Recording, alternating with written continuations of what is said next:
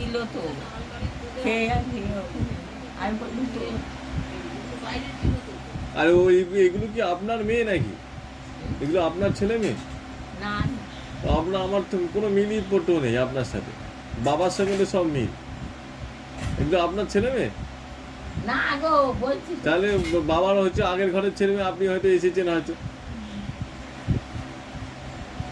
হ্যাঁ, হ্যাঁ গো তাহলে আপনার সঙ্গে কোনো মিল আছে? আপনার সঙ্গে আপনি বলুন, একটা ছেলে মেয়ের দেখা একটা মিল আছে আপনার সঙ্গে। বলো না হ্যাঁ? ছেলেটা। কি? বলে আমার ছেলের কাছে বলো না। কেন বললে কি হবে? ও ছোটবেলা থেকে এসেছে, আপনাকে মা বলতে শিখিয়েছে, তাই মা বলছে, এছাড়া আর কি?